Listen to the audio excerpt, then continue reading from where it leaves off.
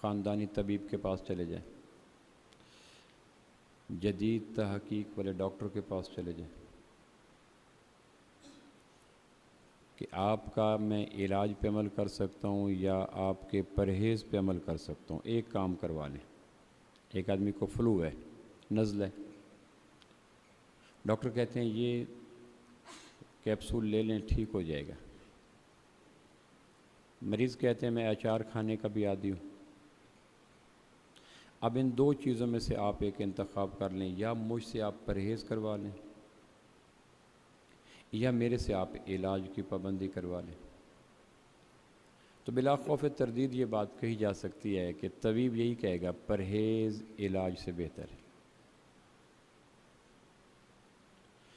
اگر پرہیز نہیں کریں گے تو علاج بیمار عضو کو تو ٹھیک نہیں کرے گا، کسی ٹھیک عضو کو بھی خراب کر دے گا، کیونکہ سائیڈ ایفیکٹ تو ہوتے ہیں دوائیوں کے۔ تو دوائی تب مؤثر ہوتی ہے جب اس کے ساتھ ڈاکٹر کی دی گئی پرہیز پہ عمل کیا جائے۔ اس لیے آپ ڈاکٹر کے پاس جاتے ہیں تو وہ پرہیز کی فہرست بتاتا ہے، غذا کی نہیں بتاتا۔ آپ نے تلی ہوئی چیزیں نہیں کھانی، کولڈ ڈرنک نہیں کھانا، ترش نہیں کھانا، بازاروں کی چیز نہیں کھانی۔ پرہیز کی تفصیلی فہرست حکیم دیتے ہیں۔ آپ نے چھوٹا گوشت نہیں کھانا، آپ نے چکن نہیں کھانا، آپ نے رائس نہیں کھانے۔ یہ پرہیز کی فہرست اسی لیے دیتے ہیں کہ پرہیز علاج کو سپورٹ کرتا ہے، اور جو آدمی پرہیز نہیں کرتا اس پہ علاج بھی فائدہ مند نہیں ہوتا۔ یہ اصول روحانی دنیا کے بارے میں بھی ہے۔ جو روحانی امراض کے ماہرین ہیں، جس طرح جسمانی امراض کے ماہرین طبیب ہوتے ہیں، حکیم ہوتے ہیں، ڈاکٹر ہوتے ہیں، اس طرح روحانی امراض جو ہوتی ہیں، آدمی کو جو روح کو لگتی ہیں، ان کے جو ماہرین ہوتے ہیں، اہل علم، اہل نظر، اہل دل، ان سے آپ پوچھیں کہ علاج بہتر ہے یا پرہیز، تو وہ بھی اسی فارمولے پہ عمل کرتے ہیں۔ وہ بھی کہتے ہیں روحانی ترقی کے لیے پرہیز علاج سے بہتر ہے۔ آپ کسی شیخ کے پاس جائیں کہ آپ دو کاموں میں سے ایک کام میرے سے کروا لیں، یا روزانہ قرآن پڑھوں گا یا روزانہ گانا نہیں سنوں گا، مجھے دو کام ہیں۔ اگر مجھ سے قرآن پڑھانا ہے تو گانے سے نہ روکیں، اور اگر گانے سے روکنا ہے تو قرآن نہیں پڑھوں گا۔ تو وہ روحانی طبیب کہے گا آپ گانا نہ سنیں، قرآن پڑھنے کی کوئی بات نہیں۔ آپ کسی کے پاس جاتے ہیں کہ میں یا اشراق پڑھوں گا یا بد نظری چھوڑ دوں گا، تو کہے گا اشراق بے شک نہ پڑھو، آپ بد نظری چھوڑ دو، صحت مل جائے گی۔ یہ روحانی دنیا کے بھی اصول ہے۔ روحانی دنیا میں بھی پرہیز علاج سے بہتر ہوتا ہے۔ اس لیے قرآن مجید کو آپ پڑھیں تو اس میں پرہیز کی فہرست ہے۔ غیبت نہ کرو، چغلی نہ کرو، حسد نہ کرو، بغض نہ کرو، قتل نہ کرو، زنا نہ کرو، جھوٹ نہ بولو۔ یہ جو نہ کرو نہ کرو نہ کرو کی سیریز چلتی ہے، یہ بیسیکلی روحانی پرہیز کی طویل فہرست ہے۔ علاج کم ہے۔ ماہ رمضان دراصل پرہیز کا مہینہ ہے۔ ماہ رمضان کو جو اصل ہدف ہے وہ اللہ کہتا ہے تم پرہیز کے عادی بنو۔ ہمارے ہاں دوا کرتے ہیں، پرہیز نہیں کرتے۔ اللہ کو شکر ہے ماہ رمضان آتا ہے، کتنے مکمل کر لیے، آج 5واں روزہ ہے، آج 6واں روزہ ہے، کتنے قرآن پڑھ لیا تو اس کی فہرست بتائیں گے، کتنی تسبیحات کر لیں اس کی فہرست بتائیں گے، اشراق چاشت اوابین کا کیا حال ہے اس کی بتائیں گے۔ لیکن امر واقع یہ ہے کہ ماہ رمضان میں پرہیز پہ عمل کرنے والے تھوڑے ہوتے ہیں۔ 5 روزوں میں کن کن گناہوں کو چھوڑنے کا عزم کر لیا؟ آپ یہ سوال کریں، آج کے بعد میں نے جھوٹ نہیں بولنا، آج کے بعد میں نے غیبت نہیں کرنی، آج کے بعد میں نے گانا نہیں سننا، آج کے بعد میں نے یہ نہیں کرنا۔ پرہیز کی فہرست اختیار کرنے والے ماہ رمضان میں تھوڑے ہوتے ہیں، علاج پہ چلنے والے زیادہ ہوتے ہیں۔ حالانکہ ماہ رمضان بیسیکلی پرہیز کا رمضان کے معنی کیا ہے؟ جلا دینا۔ تو جلائی نیکی تو نہیں جاتی، جلائے تو گناہ جاتے ہیں۔ رمضان کے جو اوریجنل میننگ ہے وہ ہیں جلا دینا۔ تو کس چیز کو جلایا جاتا ہے؟ تو جو خام مال ہے، پرہیز کی فہرست۔ یہ مہینہ بیسیکلی گناہوں کو جلانے کا مہینہ ہے۔ نیکی کی کمی گوارا ہے، گناہ کی کثرت اسلام کو گوارا نہیں۔ وہ حدیث پاک میں نے عرض کی تھی، ایک آدمی روزہ رکھتا ہے لیکن پرہیز نہیں کرتا، کیا مقصد؟ جھوٹ نہیں چھوڑتا۔ اس لیے ایک حدیث میں آتا ہے، جب کوئی آدمی روزے میں آپ ہیں اور وہ آپ سے جھگڑا کرتا ہے، آپ کو گالی دیتا ہے، بدتمیزی پہ آتا ہے، ریش ہو جاتا ہے، تو آپ کو جواباً، چونکہ آپ ٹریٹمنٹ میں ہیں، علاج میں ہیں، آپ اسے کہیں گے انی صائم، میری مجبوری ہے، میں پرہیز کے دنوں میں چل رہا ہوں، میں گالی ورسز گالی، الزام ورسز الزام، غصہ بمقابلہ غصے پہ نہیں آ سکتا، چونکہ میں ان دنوں پرہیز میں چل رہا ہوں۔ اور اگر آپ نے گالی کے مقابلے میں گالی کر دی، ریش کے مقابلے میں ریش ہو گئے، تلخ کے مقابلے میں تلخ ہو گیا، تو حدیث پاک میں آتا ہے فلاں صوم لہو، اس کا روزہ ہے ہی کوئی نہیں، چونکہ اس نے پرہیز کی ہی کوئی نہیں۔ ایک آدمی سارا دن روزہ رکھتا ہے لیکن جھوٹ نہیں چھوڑتا، تو حدیث پاک میں کیا آتا ہے؟ اس کو ماسوائے بھوکا پیاسا رہنے کے کچھ نہیں ملا۔ تو ہمارے ہاں کثرت حسنات کا ذوق ہے، ترک سیئات کا ذوق کوئی نہیں۔ زیادہ نیکیوں کے کرنے کا شوق ہے، وجود پہ اگے ہوئے گناہوں کو تلف کرنے کا ذوق کوئی نہیں۔ برصغیر پاک و ہند میں، جہاں جو ہمارا سب کانٹیننٹ ہے، جہاں میں اور آپ رہتے ہیں، یہاں اسلام وایا صوفیہ آیا، اور صوفیہ کی کمزوری تھی کہ انہوں نے لوگوں کو وظائف دیے، اوراد دیے، نیکیوں کا ایک شیڈول دیا، اور ضروری تھا اتنی دفعہ یہ پڑھو کرو، اتنی دفعہ یہ پڑھو کرو، تاکہ حسنات میں اتنے مصروف رہیں تاکہ ان کے پاس سیئات کے لیے وقت نہ بچے۔ یہ ایک بڑا عمدہ، شاندار، جاندار صوفیہ کا نسخہ تھا۔ اتنا نیکیوں کا تفصیلی شیڈول دے دیا کہ آدمی اس میں مگن رہتا اور گناہوں کے لیے اس کے لیے وقت نہیں بچتا تھا۔ صوفیاء کے ذریعے جن جن خطوں میں اسلام پہنچا، وہاں ترک سیئات کا ذوق پیدا نہ ہوا، کثرت حسنات کا شوق پیدا ہو گیا، نیکیوں کا شوق۔ اور یہ بہت بڑی پلس پوائنٹ ہے۔ میں حدیث پاک پڑھ رہا تھا، فاتحہ جو آدمی نماز میں ماہ رمضان میں پڑھتا ہے، فاتحہ 123 حروف ہیں، 8,61,000 نیکی اس کو ملتی ہے نماز کے اندر جو فاتحہ پڑھتا ہے۔ رات کو اپنے تراویح میں امام کے پیچھے فاتحہ سنی، سننے والے کو بھی ایک دفعہ سورہ فاتحہ نماز کے اندر سننے پر 8,61,000 نیکی مل گئی۔ کتنی دیر لگی؟ Hardly 1 minute. تو نیکیوں کا کرنا مشکل کوئی نہیں، مشکل ہے گناہوں کا چھوڑنا۔ اس لیے حدیث قرآن مجید میں آتا ہے، من جاء بالحسنہ، جو نیکی کر کے قیامت والے دن ترازو تک لے آیا۔ یہ نہیں کہا کہ جو نیکی کر کے آ گیا، سوال یہ تھا من جاء بالحسنہ، جو نیکی کو بچا کے لے آیا۔ بینک کے اندر سے پیسے نکلوانا مشکل کوئی نہیں، آپ اپنے 10 سال کے بیٹے کو 3 لاکھ کا چیک دے دیں، وہ جا کے مینیجر کو دے گا، وہ بیلنس دیکھے گا، سائن دیکھے گا، فوراً دے دے گا۔ اب بینک سے لے کر گھر تک واپسی پہ اس کو 3 لاکھ لے کے آنا، یہ قدرے مشکل کام ہے۔ نیکی کرنا مشکل کام کوئی نہیں۔ ایک دفعہ بسم اللہ نماز کے اندر پڑھیں، 1,33,000 نیکیاں مل جاتی ہیں، کون سا مشکل کام ہے؟ ایک دفعہ سمپلی نماز کے اندر آپ نے بسم اللہ پڑھا، 1,33,000 مقبول نیکیاں مل گئیں، کتنا وقت لگا؟ لیکن اب ان نیکیوں کو بچا کے قیامت والے دن سکیل کے دائیں حصے تک لے آنا، یہ ایسا ہی ہے جیسے بینک سے پیسے کیش کروا کے گھر تک لانا۔ لباس خضر میں یہاں کئی راہزن پھرتے ہیں، اگر دنیا میں رہنا ہے تو کچھ پہچان پیدا کر۔ تو ہمارے ہاں عجم میں، جس سرزمین پہ ہم ہیں، ہمارے ہاں نیکیوں کے کرنے کا ذوق ہے، اللہ کا شکر ہے، لیکن اس درجے کا پرہیز کا ذوق نہیں ہے۔ شب کو میں پی صبح کو توبہ کر لی، رند کے رند رہے ہاتھ سے جنت نہ گئی۔ آپ 85 لاکھ پہ مشتمل فیصل آباد کے لوگوں میں ایک فارم تقسیم کریں، آج 5واں روزہ ہے، کتنا جی؟ 6واں روزہ ہے، کہ آج 6 روزے تک کس نے کتنے گناہوں کو چھوڑنے کا عزم کیا؟ تو آپ حیران ہوں گے کہ واپس سفید کاغذ آ جائے گا۔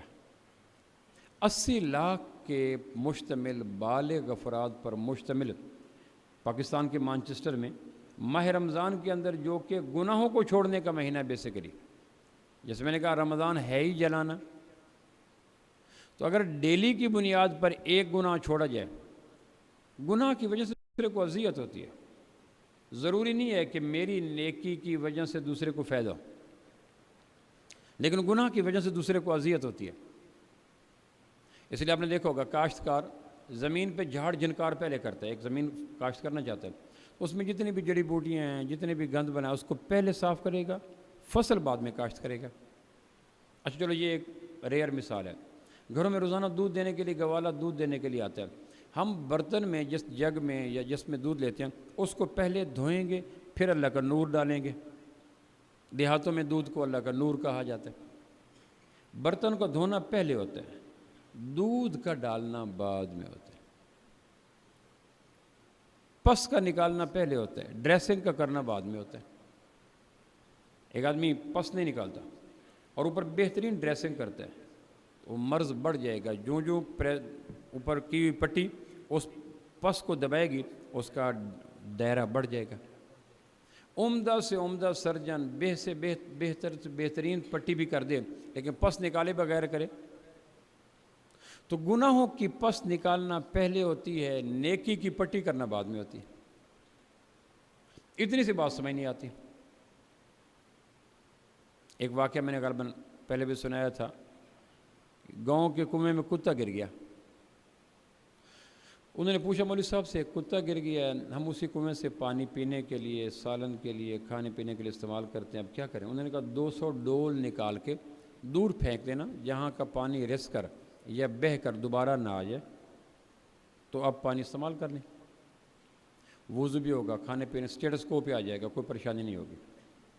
انہوں نے جا کے 200 کے بجائے 400 ڈول نکال دی احتیاطاً۔ لوٹ کے آئے مولوی صاحب کے پاس، ہم نے 200 کے بجائے 400 ڈول نکال دیا اور پھینکا بھی آدھا کلومیٹر دور، گدھوں پہ لوڈ کیا دور، تاکہ زمین کی شریانوں کے ذریعے بھی رزق کے اندر نہ آ جائے، اوپر سے تو دور کی بات۔ انہوں نے کہا بالکل ٹھیک، احتیاط کمال کی ہوگی، اب آپ اطمینان سے اس کو پئیں کھائیں، کوئی مسئلہ نہیں۔ وہ خوش ہو کے چل پڑے، تو راستے میں کسی ایک کے ذہن میں آیا کہ ہم نے وہ بات تو پوچھی نہیں۔ انہوں نے کہا ہاں، کہا وہ تو پوچھ لو۔ تو پلٹ کے آیا تو کہا مولوی صاحب ایک بات تو ہماری رہ گئی تھی، کہ وہ کیا؟ کہ وہ کتا نکالنا تھا یا نہیں نکالنا تھا؟ میں نے کہا کیا مقصد؟ کہ ہم نے کتا کوئی نہیں نکالا، ڈول نکال دی۔ تو اس نے کہا اس کو پہلے نکالنا تھا، ڈول کی گنتی اس کے بعد شروع کرنی تھی۔ اگر وہ اندر ہے تو تم 200 کی بجائے 2,00,000 ڈول بھی نکال دو، ناپاکی تو اندر پڑی ہے نا، جس نے اس کو خراب کیا، پہلے اس کو نکالو۔ تو وجود کے اندر نافرمانی کا کتا پہلے نکالا جاتا ہے، نیکی کے ڈول بعد میں ڈالے جاتے ہیں۔ ہمارے ہاں یہ نادانی زاہدوں میں بھری پڑی ہے۔ بڑے سے بڑا زاہد ہمارے ہاں وہ ہوتا ہے، ایک صحابی نے پوچھا سب سے بڑا نیک کون ہے؟ تو ہمارے ہاں ہوتا ہے، جو ہمارے ہاں نیک کا کانسیپٹ ہے، وہ جس کے ہاتھ میں 1000 دانے کی تسبیح ہو، یا جو ہر وقت مسجد میں سر مسجود رہتا ہو، یا جس کی آنکھیں ہر وقت اللہ کے خوف سے بہتی رہے، یہ جو ہمارے ہاں سو کال کانسیپٹ ہے۔ اب دنیا انسانیت کو نیکی اور برائی کا صحیح کانسیپٹ دینے والے نبی رحمت نے کیا فرمایا؟ سب سے بڑا نیک کون ہے؟ آپ فرمایا جو گناہوں کو چھوڑے۔ سب سے بڑی نیکی گناہوں کو چھوڑنا۔ یہ مہینہ بیسیکلی وجود کے دل کی سرزمین پہ اگے ہوئے گناہوں کی جڑی بوٹیوں کو تلف کرنے کا مہینہ۔ ہر ایک آدمی مہینے کے 30 روزے رکھ لیتا ہے، تلخ کلامی ویسے ہے، مزاج میں جھوٹ ویسے ہے، دنیا کی محبت ویسے ہے، دھوکہ دہی ویسے ہے، وعدہ خلافی ویسے ہے، حقوق العباد کی پامالی ویسے ہے، اذیت ویسے ہے۔ جن سے رشتے توڑے ہوئے تھے رمضان سے، خالہ پھوپھو ماموں دوست، وہ سٹیٹس کو پہ نہ رشتوں کو جوڑا، نہ وعدوں کو پورا کیا، نہ چیک کو اون کروایا، نہ لہجے میں مٹھاس لایا، نہ دھوکے کو چھوڑا، اور مہینے میں 30 ڈول روزے کے نکال دیے، اور پس اندر پڑی ہے، پٹی کرتے رہے۔ اس کا نقصان کیا ہوتا ہے؟ چونکہ گناہ موجود ہوتے ہیں تو لوگ ایسے نیک لوگوں کے ناقص نیکی کو بنیاد بنا کر کہتے ہیں اس سے تو ہم بہتر ہیں نہ ہی کام کریں۔ تو ان نیکوں کی وجہ سے نیکی بھی بدنام ہو جاتی ہے۔ یہ حج کا فائدہ ہے، یہ حفظ کا فائدہ ہے، یہ روزوں کا فائدہ ہے، یہ 5 وقت کی نمازوں کا فائدہ ہے، کہ تیرے اندر کوئی تبدیلی تو آئی نہیں. تو بنیاد ہے تبدیلی، اور تبدیلی گناہوں کے چھوڑنے کا نام ہے، نیکی کے کرنے کا نام نہیں ہے. آپ کسی روحانی طبیب سے پوچھ لیں تو پرہیز کی فہرست دے گا، کہنے کہ کوئی مسئلہ نہیں، تہجد کوئی مسئلہ نہیں، آپ گناہ بے شک قرآن روزانہ نہ پڑھو لیکن گانا سننا چھوڑ دو، آپ بے شک ذکر نہ کرو لیکن جھوٹ چھوڑ دو، آپ بے شک 10 تسبیحاں تیسرے کلمے کے نہ پڑھو لیکن گالی چھوڑ دو. پرہیز علاج سے بہتر ہے. یہ عالم روحانی کا بھی اصول ہے اور عالم جسم کا بھی اصول ہے. اب میں اور آپ اس نظر سے سوچیں کہ یہ مہینہ بیسیکلی آنکھوں کے اندر، کانوں کے اندر، زبان اور گناہوں کی طویل فہرست ہے. عقائد کے گناہ ہیں، عبادات کے گناہ ہیں، معاملات کے گناہ ہیں، معاشرت کے گناہ ہیں، خلوت کے گناہ ہیں، سوچوں کے گناہ ہیں، دیکھنے کے گناہ ہیں، آنکھوں کے، کانوں کے، اتنی لمبی فہرست ہے. علماء نے تفصیل لکھی ہے. امام ذہبی کی کتاب ہے الکبائر، وہ گناہ جو باقاعدہ توبہ کے بغیر معافی نہیں ہوتے. امام غزالی نے لکھا ہے کہ صرف زبان سے کتنے کبیرہ گناہ جنم لیتے ہیں اس کی ایک فہرست لکھ دی ہے. میں ایک دوست کو ملنے کے لیے گیا، اس کا گھوڑا تھا، وہ گھوڑا تھان پہ بندھا ہوا تھا، اس کے چاروں پاؤں کے اندر رسی ڈالی ہوئی تھی، کھونٹے سے باندھا ہوا تھا، گلے میں رسی، چاروں پاؤں میں رسی. میں نے کہا یہ کیا؟ کہ یہ سرکش گھوڑا ہے، منہ زور گھوڑا ہے، یہ ایک آدھ رسی کو تلوا جاتے ہیں. انسانی جسم میں سب سے زیادہ رسیاں اللہ نے زبان کو ڈالی ہیں. پہلے 32 دانت کا لاک لگایا، پھر 2 ہونٹوں کا پھاٹک لگا دیا، مین گیٹ لگا دیا. اتنا زیادہ احتیاط جسم کے کسی سرکش عضو کی نہیں کی جس نے زبان کی. کان میں انگلی ڈال لو ٹھیک ہے، آنکھوں کے وائپر گرا لو بس ٹھیک ہے، دماغ دل کے اوپر کوئی لیئر رکھی کوئی نہیں، لیکن زبان کو کتنے ٹائٹ قسم کی لگاموں میں ڈالا. اور غالباً یہ بات میں نے عرض کی تھی، صوم کا ایک معنی ہے سرکش گھوڑے کو آہنی لگامیں چڑھانا. صوم جس عبادت سے اس وقت میں اور آپ متصف ہیں، اس کا لغوی معنی ہے سرکش گھوڑے کو لوہے کی لگامیں چڑھا کر اسے قابو کرنا. گھوڑا ویسے ایک ہارس پاور ایک معیار ہے، اور گھوڑا سرکش ہو جائے، پاگل ہو جائے، منہ زور ہو جائے تو پھر سوار کی خیر نہیں ہوتی. تو منہ زور گھوڑے کے لیے گھوڑے کے سوار پھر لوہے کی لگامیں اس کو منہ میں ڈالتے ہیں تاکہ اس کو کھینچے اور درد اترے اس کے باچھوں کے ذریعے جسم میں اور اس کی سرکشی اطاعت پہ آ جائے. تو شریعت کہتی ہے جسم کے جو اعضاء سرکش ہو چکے ہیں ان کو لگام چڑھانے کا نام روزہ. اور اگر آنکھ ویسے آوارہ ہے، زبان ویسے آوارہ ہے، کان ویسے آوارہ ہے، خیالات ویسے آوارہ ہیں، اعتقادات ویسے آوارہ ہیں، تو تیرا دل تو ہے صنم آشنا، تجھے کیا ملے گا نماز میں. اس لیے اس مہینے میں سب سے پہلا اور ضروری کام جو کرنے کا ہے وہ ہے توبہ کرنا. سب سے بڑی عبادت وہ جو 4 رمضان میں ہوئیں، فرض روزہ، رات کی تراویح، آخری عشرے کا اعتکاف اور لیلۃ القدر کی تلاش، یہ تو رمضان کے ساتھ ہے نا. اس کے علاوہ جو سب سے ضروری عبادت ہے وہ ہے توبہ کرنا. ہمارے ہاں توبہ کے متعلق کانسیپٹ یہ ہے کہ توبہ گنہگاروں کا کام ہے، حالانکہ توبہ اللہ کا حکم ہے، گنہگاروں کے ساتھ نہیں ہے. قرآن مجید میں آتا ہے یا ایھا الذین آمنوا توبوا الی اللہ، ایمان والو توبہ کرو. اللہ نے تھوڑا کہا اے فاسقو توبہ کرو، اے فاجرو توبہ کرو، اے نافرمانو توبہ کرو. یا ایھا الذین آمنوا توبوا الی اللہ، ایمان والو توبہ کرو. اسلام کے دامن میں دی گئی تفصیلی عبادات میں توبہ سے بڑی عبادت کوئی نہیں. کسی عبادت میں وہ وٹامن پائے نہیں جاتے جو توبہ میں. کوئی عبادت ایسی نہیں ہے جو عابد کے کبیرہ گناہوں کو مقبول نیکیاں بنا دے. کسی عبادت کے یہ روگ ہی نہیں ہے. اور قرآن مجید میں کیا آتا ہے یبدل اللہ سیئات حسنات، اگر تم توبہ کرو گے تو ہم تمہاری زندگی کے 70 سال کے بڑے گناہوں کو مقبول نیکیاں بنا دیں گے. کس عبادت کی یہ شان ہے کہ وہ کبائر کو مقبول نیکیاں بنا دے؟ یہ ہو سکتا ہے کہ اللہ معاف کر دے، ٹھیک ہے، حج کیا گناہ معاف ہو گئے، روزہ رکھا گناہ معاف ہو گئے، زکوٰۃ معاف ہو سکتے ہیں، لیکن وہ گناہ مقبول نیکیاں بن جائیں، یہ پتھر کو پارس بنانے والی عبادت کا نام توبہ ہے۔ یہ گنہگاروں کا شیوہ نہیں ہے، اللہ کا حکم ہے بندوں کے نام توبہ کیا کرو۔ توبہ کے معنی کیا ہے؟ لوٹ کے واپس آ جانا۔ ایک آدمی غلط ٹریک پہ چل رہا ہے، دوسرا آدمی کہتا ہے کہاں جا رہے ہو؟ کہا میں پنڈی بھٹیاں جا رہا ہوں۔ کہا نہیں، یہ راستہ نہیں جاتا، آپ اگلے جو انٹرچینج آئے گا وہاں سے مڑ کے واپس آ جانا۔ یہ غلط ٹریک سے سیدھے ٹریک پہ مڑ کے آ جانا، اس کو توبہ کہتے ہیں۔ آپ کی گوشت پوشت کی گاڑی کس ٹریک پہ چل رہی ہے؟ کہ نفس کے ٹریک پہ، زمانے کے ٹریک پہ، برادری کے ٹریک پہ، خواہشات کے ٹریک پہ۔ کہ نہیں، اس گوشت پوشت کی گاڑی کو موڑو اور اس کو اللہ کے ٹریک پہ لے آؤ۔ تو اپنے گوشت پوشت کی گاڑی کو باقی راستوں سے ہٹا کر اللہ کے راستے پہ لے آنا، اس کو توبہ کہتے ہیں۔ یو ٹرن لے لو۔ توبہ آمنہ کے لال صلی اللہ تعالیٰ علیہ وسلم کی سنت ہے۔ آپ نے فرمایا میں روزانہ 70 مرتبہ توبہ کرتا ہوں، مسلم شریف کی روایت ہے۔ تو اگر توبہ گناہ کے ساتھ ہے تو آمنہ کے لال تو پاک پوتر ہیں، دھلے دھلائے ہیں، طیب طاہر ہیں۔ گناہ کا شائبہ بھی آپ کی طرف منسوب کرنا کفر ہے، خیال بھی کفر ہے، تو پھر آپ توبہ کیوں کر رہے ہیں؟ پتہ چلا کہ توبہ گنہگاروں کا شیوہ نہیں ہے، توبہ اپنی ذات میں ایک عبادت ہے۔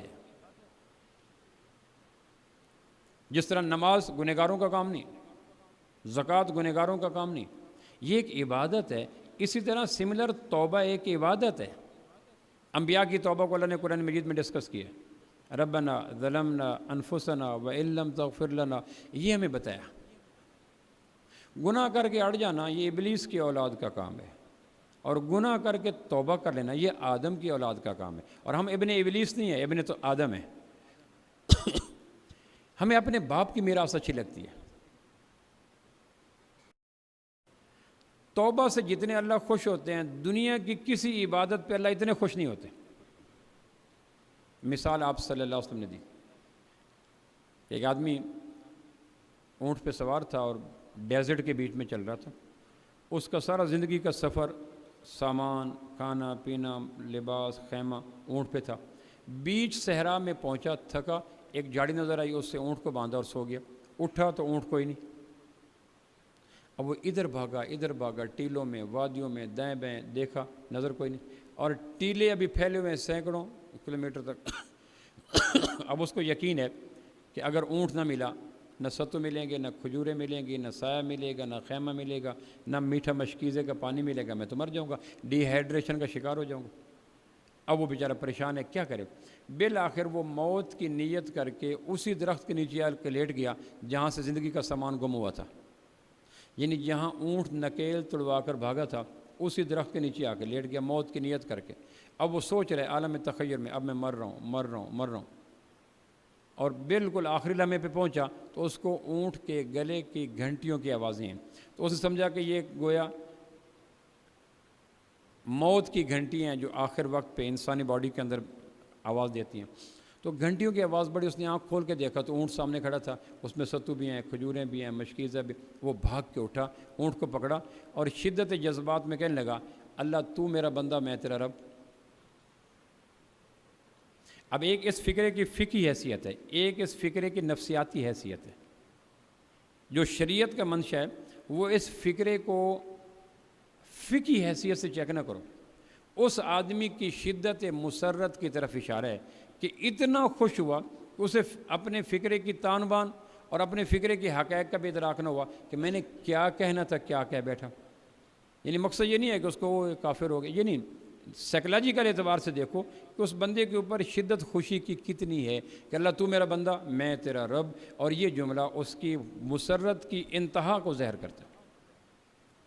آپ نے یہ مثال ارشاد فرما کے بیان کر کے فرمایا، جانتے ہو دنیا میں اس سے زیادہ موت کے راستے پہ چلنے والا زندگی کے اسباب پالے، اس سے زیادہ خوشی کس کو ہوتی ہے؟ آپ فرمایا جب ایک بندہ کہتا ہے اللہ میری توبہ، اللہ کی ذات کی قسم اللہ اس سے بھی زیادہ خوش ہوتا ہے۔ اب یہ خوشی کی پیک ہے انسانی تشبیہات میں، تلمیحات میں، اس سے زیادہ خوشی کو ظاہر کرنے کی کوئی مثال عالم اسباب میں کوئی خطیب دے ہی نہیں سکتا۔ ایک تو پیاس، پھر ڈیزرٹ کی پیاس، پھر صحرا بھی تاحد نظر پھیلا ہوا، اور موت کا نیت۔ اللہ زیادہ خوش ہوتا ہے اس بندے سے جو کہتے ہیں یا اللہ میری توبہ۔ تو اللہ کے کوئی ووٹ بینک بڑھ جاتے ہیں کہ توبہ کرنے سے اللہ کے بندے زیادہ ہو گئے؟ نہ کرو۔ حدیث پاک میں آتا ہے سارے کے سارے متقی بن جاؤ، مجھے کیا فائدہ ہے؟ میری جو حکومت ہے وہ میری ذات کی وجہ سے قائم ہے، تمہارے تقوی کی وجہ سے قائم نہیں ہے، میں اپنی ذات سے۔ تو یہ مہینہ دراصل اپنے گناہوں کو یاد کر کے نعرہ مستانہ لگانے کا مہینہ ہے۔ اللہ جو ہو گیا سو ہو گیا، آج کے بعد بس ہینڈز اپ۔ اور آدمی کو اللہ نے اتنی ول پاور دی ہوتی ہے کہ ویئر دیر از اے ول دیر از اے وے۔ آدمی جب ایک چیز کو چاہ لیتا ہے تو آسمان کا خالق پھر توفیق اس کے اوپر نچھاور کر دیتا ہے۔ نیکی کی توفیق بقدر عزم ملتی ہے۔ ایک آدمی اڑ جاتا ہے، اللہ کہتا ہے لو بھائی اب تیرے اوپر میری شاور برسے گا، اب تمہیں کوئی نہیں کچھ کہہ سکتا۔ تو یہ مہینہ توبہ کرنے کا مہینہ ہے۔ توبہ عبادت ہے، توبہ اللہ کو پسند ہے، توبہ جنت میں جانے کا باعث ہے، توبہ کبیرہ گناہوں کو نیکیوں میں بدل دیتی ہے، توبہ اندر کو دھو دیتی ہے، توبہ روحانی پوشاک کی واشنگ مشین ہے۔ توبہ کے واشنگ مشین میں اپنے روح کو ڈالو اور دھلا دھلا صاف ستھرا جتنے بھی کلاٹ ہیں، سپاٹ ہیں، داغ ہیں، دھبے ہیں، شرک کے ہیں، چوری کے ہیں، زنا کے ہیں، قتل کے ہیں، توبہ کی واشنگ مشین کے اندر پڑا ہوا صرف روح کے ہر داغ دھبے کو دھو دیتا ہے، بے شک وہ پوشاک 90 سال سے گندی ہو۔ اور پھر ایک حدیث پاک میں آتا ہے تمہاری پوشاک اتنی گندی ہو کہ زمین آسمان کا درمیان تمہارے گناہوں سے بھر جائے۔ اب اس سے زیادہ تو چوڑائی کے لیے مثال کوئی نہیں۔ زمین آسمان کی جو وڈتھ ہے، اتنے تمہارے گناہ بڑھ جائیں اور تم کو اللہ معاف کر دے، اللہ کہتا ہے میں معاف کر دوں گا، مجھے کوئی پوچھنے والا نہیں۔ یبدل اللہ سیئات حسنات۔ اتنی تسلی آمیز اور راحت بخش اور فرحت آمیز آیت یہ ہے کہ تم توبہ کرو، ہم تمہارے گناہوں کو نیکیوں میں تبدیل کر کے تمہاری ساری فرد عمل کو بدل کر اس پہ نئے زندگی کا آغاز کر دیں گے۔ پھر ہمیں کیا ہے؟ توبہ کے لیے بوڑھے کو جوان ہونے کی ضرورت نہیں، مریض کو صحت مند ہونے کی ضرورت نہیں، مندر والے کو مسجد میں جانے کی ضرورت نہیں، مندر میں توبہ کرے اللہ قبول کر لے۔ اس کے لیے وضو کی شرط بھی کوئی نہیں، اس کے لیے قبلہ رو ہونا ضروری کوئی نہیں، اس کے لیے اونچا بولنا ضروری کوئی نہیں، اس کے لیے کوئی احرام باندھ۔ دنیا کی سب سے بڑی عبادت اور سب سے کم اس کے آسان کر دے، توبہ کرو۔ اب توبہ ایک عبادت ہے، ہم توبہ کرتے کیوں نہیں؟ اس میں 2-4 باتیں ہیں۔ نماز 13 شرائط کے ساتھ ہے، روزہ 3 شرائط کے ساتھ ہے، حج 4 شرائط کے ساتھ ہے۔ باتیں کر لیتے ہیں اور ان کا پلس پوائنٹ اتنا ہے ہی نہیں جتنا توبہ کا ہے، تو توبہ کیوں نہیں کرتے؟ اس میں 3-4 ہمارے ہاں ایک ڈرا بیک پہ جاتے ہیں، وہ میں اشارہ کر دیتا ہوں۔ ایک تو یہ ہے کہ میں 50 دفعہ توبہ کر چکا ہوں، توبہ پہ قائم تو رہتا نہیں توبہ پہ قائم تو میں رہتا نہیں ہوں۔ آپ کو پروفیسر اندازہ نہیں ہے، میں نے اتنی دفعہ توبہ کی، اتنی دفعہ توبہ کی، اور جس عزم سے توبہ کی اس سے دگنا عزم کے ساتھ پھر گناہ میں چلا گیا تو پھر مجھے فائدہ کیا؟ یہ ایک آ کے شیطان انجیکٹ کرتا خیال، اور 70% لوگ توبہ کے حوالے سے اس ڈنگ کا شکار ہو چکے ہوتے ہیں۔ میں نے بڑی دفعہ توبہ کی، بڑی دفعہ، اور جب کرتا ہوں 1 دن 2 دن پھر دوبارہ اس میں آ جاتا ہوں، پھر فائدہ کیا؟ تو قرآن مجید میں آتا ہے ان اللہ یحب التوابین، اللہ بار بار توبہ کرنے والوں سے محبت کرتے۔ تو جس عمل پہ تم پریشان کر رہے ہو وہی عمل تو تیرے اللہ کی محبوبیت کا باعث بن رہا ہے۔ تائب کہتے ہیں 1 دفعہ توبہ کر کے جم جانا، تواب کہتے ہیں توبہ کر کے توڑنا، پھر توبہ کرنا، پھر توڑنا، پھر توبہ کرنا۔ زیادہ توبہ توڑنے والے کو تواب کہتے ہیں، اور اللہ کہتا ہے میری محبت ہے ہی انہی کے لیے جو توبہ توڑ کے پھر توبہ کرتے ہیں۔ تو جو پہلو آپ کے لیے میرے لیے مایوسی کا تھا، آسمان میں وہی پہلو رے آف ہوپ ہے، امید کی کرن ہے۔ پھر میں توبہ کرنے کا کیا فائدہ؟ تو اللہ کہتا ہے اگر تو میں نے لمٹ رکھی ہو پہ 1000 دفعہ، جیسے CSS کا ایگزام ہے 2 دفعہ دے لو، تیسری دفعہ آپ اس چانس کو اویل نہیں کر سکتے وغیرہ۔ توبہ کے کوئی چانس ہیں؟ اللہ کہتے ہیں معلوم یغرغر، جب تک گلے کے گھنگرو نہ بجیں تم توبہ کرتے رہو، میں تمہیں پورا اتفاق دیتا ہوں۔ اللہ 1 کروڑ، اللہ کہتا ہے گنتی کی بات ہی میں نے کوئی نہیں رکھی، جب تک گلے کے گھنگرو نہ بجیں اس وقت تک میں توبہ کا انتظار کروں گا، بس ختم، تو گنتی ختم ہوگی۔ پھر حدیث پاک میں آتا ہے استقامت کرامت پہ بھاری ہے۔ کرامت کسے کہتے ہیں؟ ولی کامل کے وجود سے ایسے کام کا ہونا جس کو آدمی لاجک وائز سمجھ نہ سکے، ایسا کام ہو جائے، وہ کرامت کہتے ہیں۔ استقامت کسے کہتے ہیں؟ ایک نیکی کو کرتے رہنا کرتے رہنا کرتے رہنا۔ تو جس آدمی نے 500 دفعہ توبہ توڑ کے 500 دفعہ توبہ کیا تو وہ تو استقامت میں ہے۔ اللہ کہتا ہے کتنی استقامت ہے، اس نیکی کو چھوڑتا ہی نہیں ہے۔ تو استقامت تو اللہ کو پسند ہے، توڑو پھر کرو، توڑو پھر کرو، توڑو پھر کرو۔ پھر ایک آدمی کہتا ہے جی توبہ کرنے کا فائدہ کیا، پھر ٹوٹ جائے گی۔ اس آدمی کو کہا جائے کہ صبح کھانے کا فائدہ کیا، شام کو تو پھر بھوک لگ جائے گی۔ کبھی کسی آدمی نے اس لیے دوپہر کا کھانا چھوڑا کہ شام کو پھر بھوک لگ جائے گی، بھوک لگ جائے گی پھر کھا لیں گے۔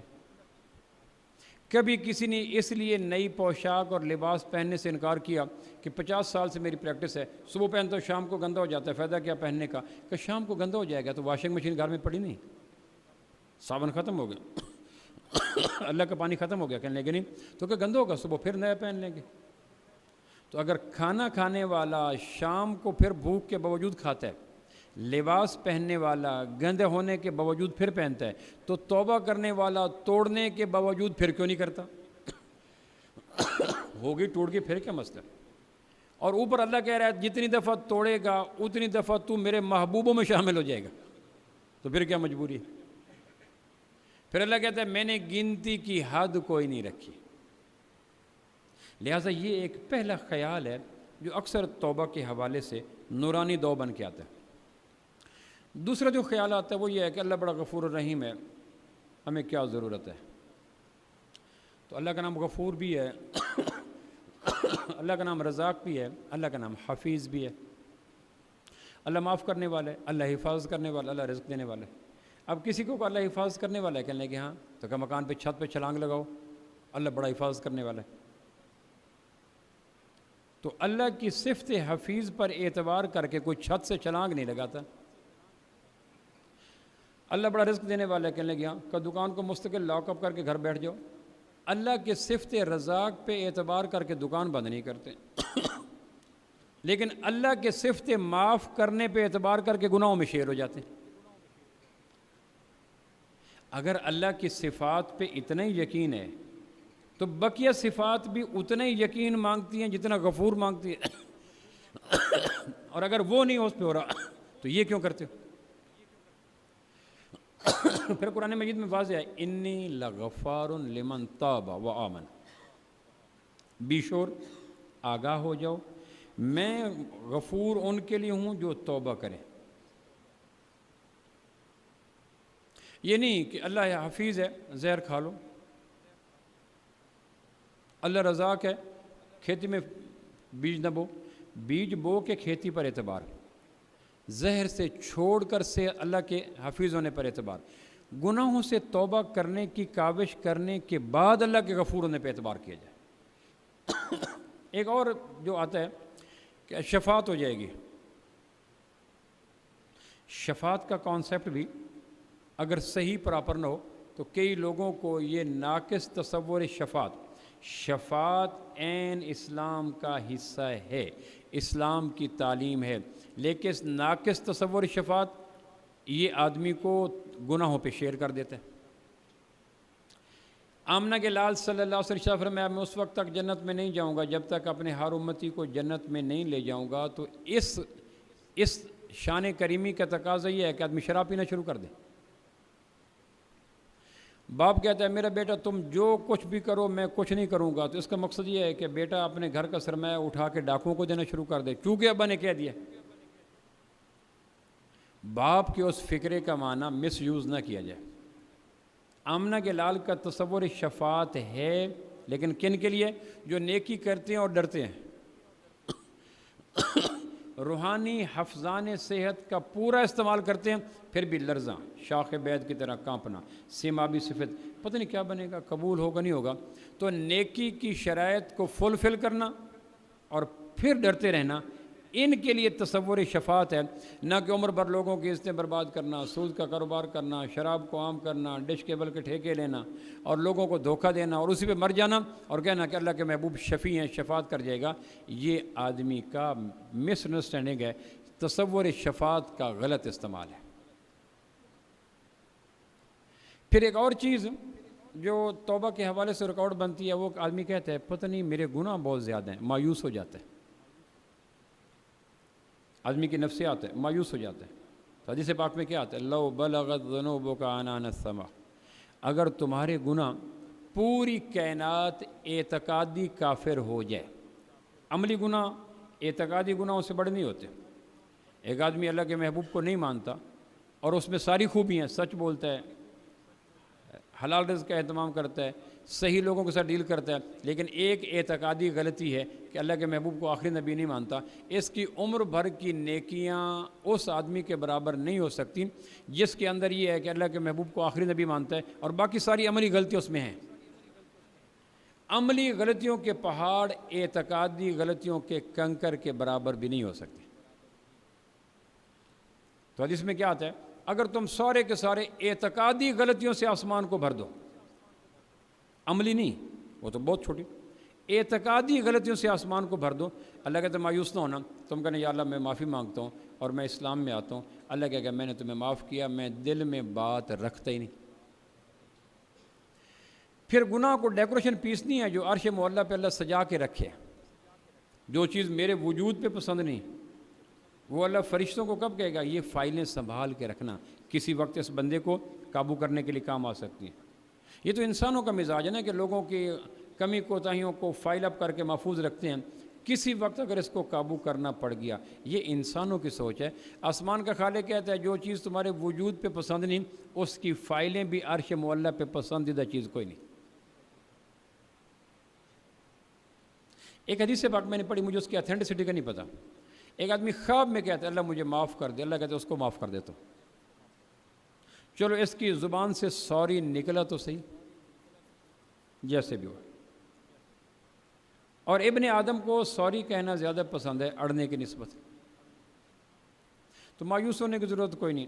غلط تصور شفاعت سے بچنے کی ضرورت ہے، صفت غفوری کا مس یوز نہ کیا جائے، اور آسمان کا خالق اس کو عام کر دیتا ہے، اور اگر بار بار ٹوٹتی ہے توڑ دیں، توبہ میری جام شکن، جام میرا توبہ شکن، سامنے ڈھیر ہے ٹوٹے ہوئے پیمانوں کا۔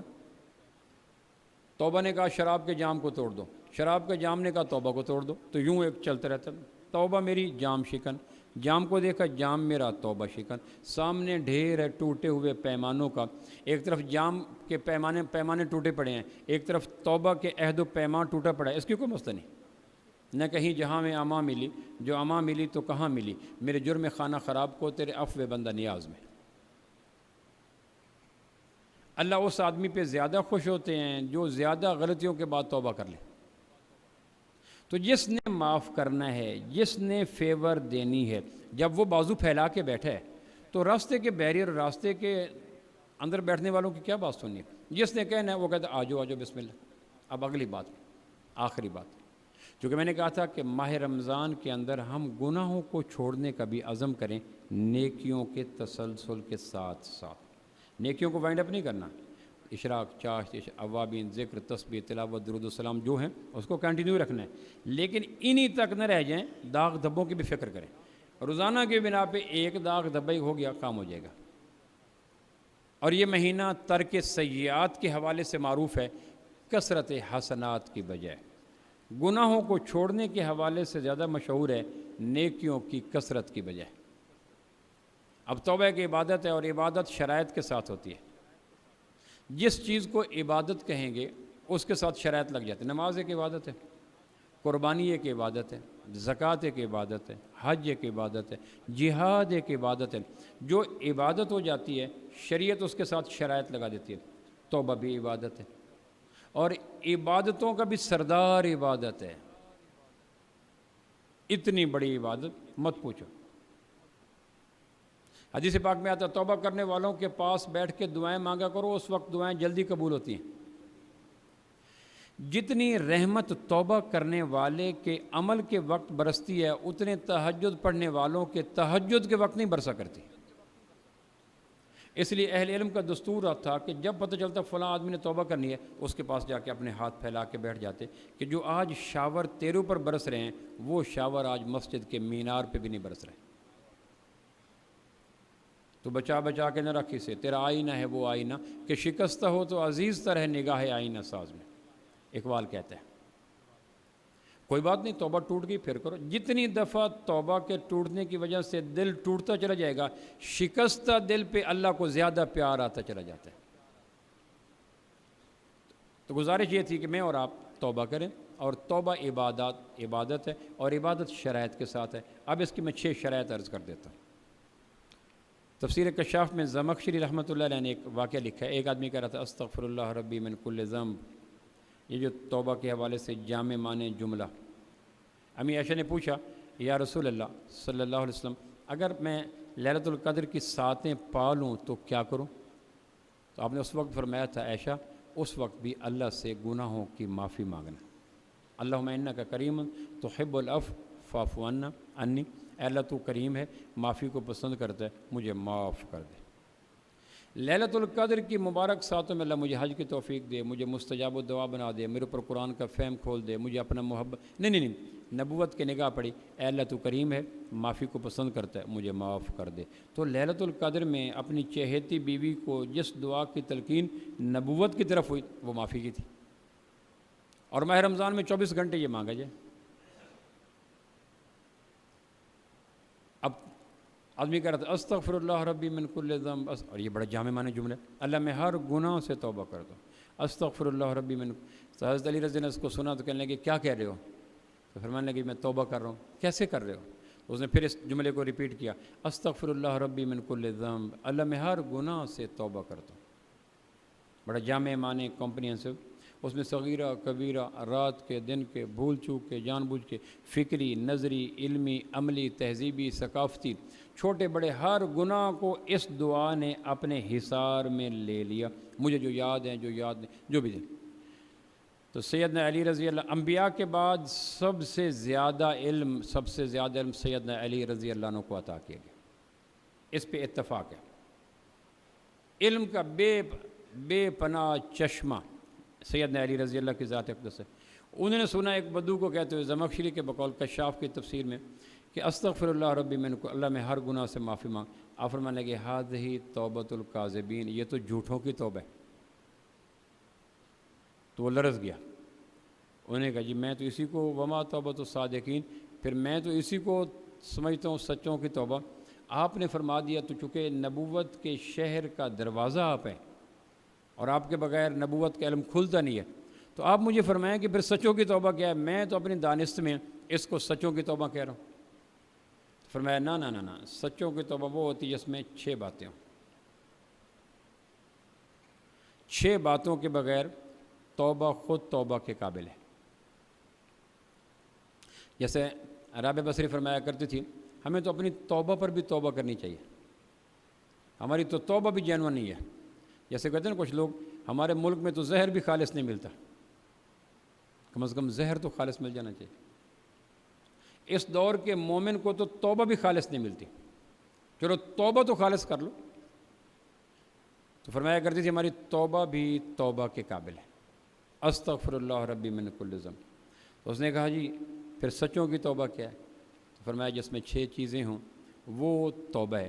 پھر فرمایا تم نے پڑھا نہیں تھا قرآن مجید میں کہا تھا یا ایھا الذین آمنوا توبوا الی اللہ توبۃ نصوحا، اے ایمان والو توبہ کرو، لیکن توبہ کا برانڈ توبۃ النصوح والا ہونا چاہیے۔ جیسے آپ کسی دکان پہ جاتے ہیں فلاں برانڈ کی چیز ہے، فلاں چیز ہے، وہ کہتے نہیں۔ تو اللہ نے کہا یہ نہیں کہا توبہ کرو، اللہ نے کہا توبہ کرو توبۃ النصوح۔ اگر توبہ مطلوب ہوتی تو آیت یہاں تک کافی تھی یا ایھا الذین آمنوا توبوا الی اللہ، لیکن سمپلی توبہ نہیں، آگے اللہ نے ایڈیشن کیا یا ایھا الذین آمنوا توبوا الی اللہ توبۃ نصوحا، ایمان والو توبہ کرو، لیکن توبہ وہ کرو جو توبۃ النصوح ہو۔ ہر عام خاص توبہ خود گناہ بن جاتی ہے۔ اب وہ سچی توبہ کیا ہے، اس کے لیے ایک ہفتے کا انتظار کریں۔ گزارش یہ ہے کہ میں اور آپ روزانہ کی بنیاد پر افطاری کے وقت میں کسی ایک آدھ گناہ کو سوچیں، اور اس کے اگر گناہ پہ نہیں ٹوٹتا تو ٹوٹنے دیں، ٹوٹتا تو ٹوٹنے دیں۔ اللہ کریم کی رحمت پورے بازو پھیلا کے کھڑی ہے، توبہ کریں، ایک ایک گناہ کو چھوڑیں، اور سب سے پہلے وہ گناہ چھوڑیں جس سے دوسروں کو اذیت ہوتی ہے۔